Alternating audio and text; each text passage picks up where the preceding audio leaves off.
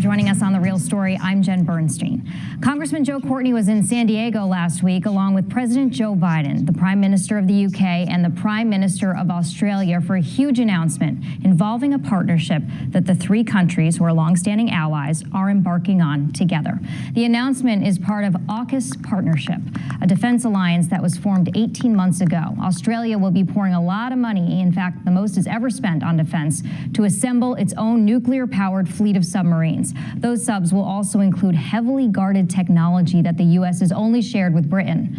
So why is the U.S. and the U.K. helping Australia? Well, it's all to counter Chinese aggression, and it will increase the U.S.'s reach and power in the Indo-Pacific region at a time when China is becoming more and more assertive and Russia continues its own aggression overseas.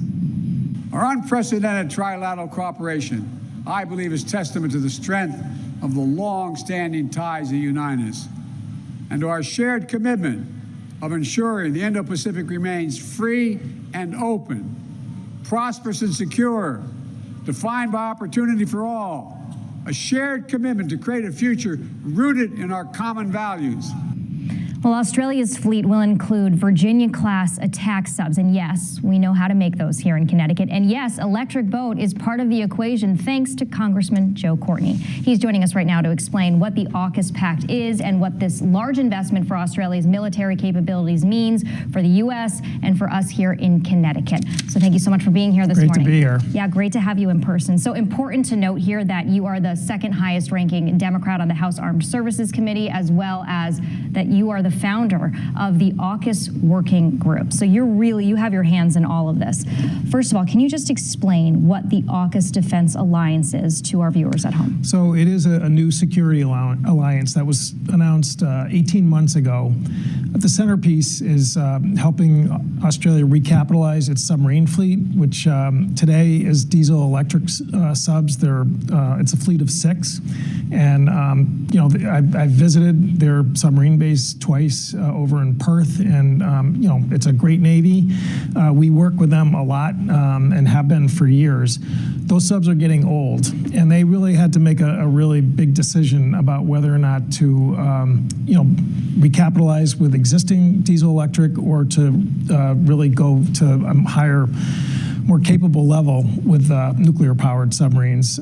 Again, with what's going on in that security environment in the Indo-Pacific region, where China not only is now the biggest Navy in the world, but also has developed missile technology that makes anything that's on the surface highly vulnerable. The length and reach of their rockets and the speed and punch of them really makes a diesel-electric submarine kind of like a thing of the past. And so they made the decision to invest in a technology which basically doesn't exist in Australia, to go towards a nuclear-powered sub which has much longer reach, obviously much more stealth, and will be a much more effective deterrent in terms of pushing back against China's very coercive, aggressive posture in the maritime domain. How do our subs, the ones that Australia will be having at some point, compare to the Chinese subs that you were just talking about? We're superior in terms of the nuclear fleet. China has started getting in the business of building nuclear subs. That's a undertaking that is not only about production, though, but it's also about operation. And we've been doing it, obviously, for over 60 years after the Nautilus was launched in Connecticut back in the 1950s. And so, I mean, there's no question that that is the one clear advantage that we have in that part of the world. And again, the Australians, who are very pragmatic people, and I've actually worked with them as the co-chair of the Friends of Australia caucus for a number of years on a bipartisan basis. The Conservative Party and the more liberal Labor Party have stacked hands and said, we're going to take this on. It's going to be a huge expenditure, as you pointed out, the biggest ever, and also in terms of standing up the workforce, all the support infrastructure, is really going to be a huge undertaking. But I will tell you, at that event on Monday, where it was really like with history in the making, watching, as you point out, the first time since 1958, the U.S. has shared the technology of nuclear propulsion with another country. I mean, you could just see the absolute total commitment of all three countries to make sure this succeeds. How I mean, tell us about that technology, because we've only shared it with Britain. Now we're sharing it with Australia. It's heavily guarded in the United States? Well, absolutely. I mean, it's there's never a briefing in Washington that is not at the absolute top of classified levels, and the export control system in the U.S. just absolutely prohibits sharing even peripheral aspects of that technology. So, as it took an act of Congress back in 1958, it amended the McMahon Act, which was Senator McMahon from Connecticut, whose law that prohibited that type of technology sharing, and as I said, we haven't touched that since. So again, it's a real statement in terms of the trust level between our countries. Right. It's a risk too, right? It's a risk, and that's going to be obviously something Australia is going to have to step up in terms of showing that they will not have any back doors where this goes out. Exactly leaks out. So again, I think that if you look at what the Australian Parliament has already done and is committed to do, just again a day after the announcement, they approved $3 billion of expenditure in terms of industrial base in the U.S.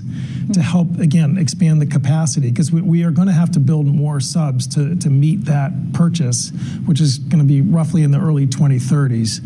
I mean, for another country to come in and say we are going to help you expand your facility and your supply chain, they're going to have people benefiting from that coming over here to learn the ropes in terms of this type of enterprise. But that's an extraordinary statement about how serious they are about doing this. And again, their actual Navy has also got to get proficient in terms of the operation of these submarines. I had an amendment in last year's defense bill, which passed and was signed into law by the president, which basically authorizes joint training at the nuclear training school down in South Carolina, which is where our nuclear naval officers really learn the ropes about how to operate, whether it's a carrier or a submarine with nuclear power.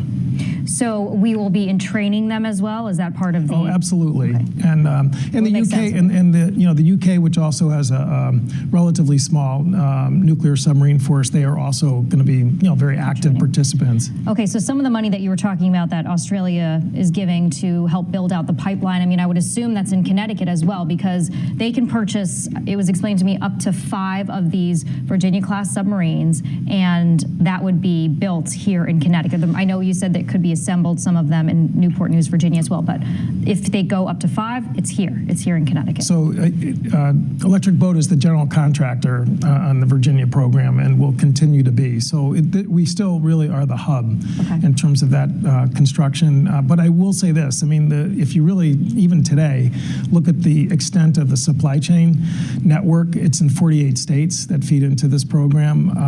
And Virginia, Newport News Shipyard is a major player in terms of participating in it. And again, if we're going to really hit those high production levels, it's going to require a lot more investment.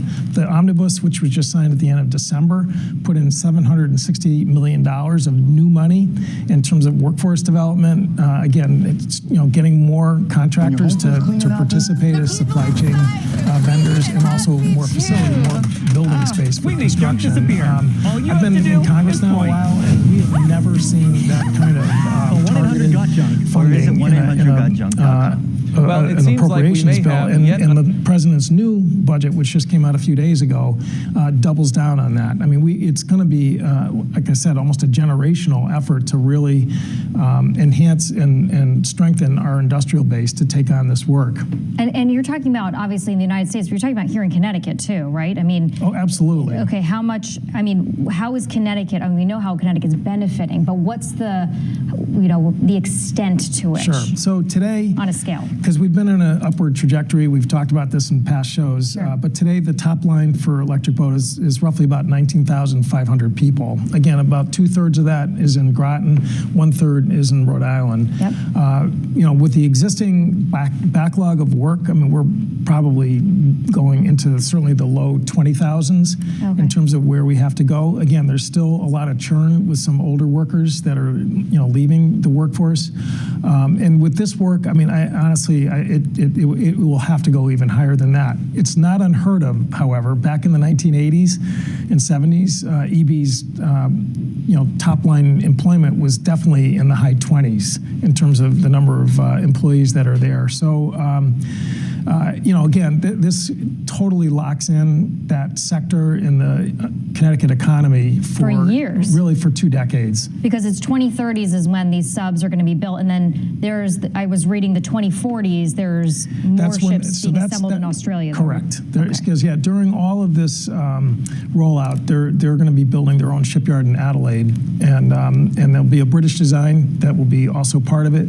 Again, EB will be supplying major systems in that new AUKUS boat, as they call it, and so it's 2 decades of solid, steady, very strong employment here in the state of Connecticut. What kind of jobs is EB going to be looking for? Because I mean, you're talking about thousands of job openings, which is going to be huge. It's going to feed housing. That's going to be. I mean, there's a whole thing that goes on, obviously, when large swaths of hiring happen like that. So just for this year, the projection for hiring by EB is 5,750 jobs. Last year, they hired just shy of 4,000. So, a lot of that is going to be in the metal trades, the welders, electricians, CNC machinists. There's going to be a sizable group in terms of engineering and design, which, the School of Engineering up at UConn, 20% of their graduating, 20% of their graduating class is down there. And again, there's some really great job training programs that, people who, again, are doing other things in their lives can really pivot into this. There's a manufacturing pipeline, 10 weeks through the welding course, 8 weeks through the electrician and machining course, and you are ready to be hired. I mean, it's pretty intensive, great curriculum, and a very successful program. There's walk-in Wednesdays down at EB where you can literally walk in without an appointment for a job. These are interviews. Good paying jobs. Very good, and careers, honestly. Careers, you can really call it careers. Right, okay, that's amazing. Well, Congressman Joe Courtney, we really appreciate you coming on the program and talking about this. Any last final thoughts? I mean, this has got to be a highlight for you in your career. I mean, it was really, a lot of times politicians say, something was historic, and that was history in the making. I mean, it really almost sent chills to listen to, 3 great leaders talk about such an incredibly powerful commitment to protecting democracy, our values, and keeping the world safe. And President Biden giving you a shout out during that press conference as well. Much appreciated. All right, Congressman Courtney, thank you so much for coming up here in Hartford and talking about what you've been doing. Appreciate it. Thanks, Jen. All right, coming up on the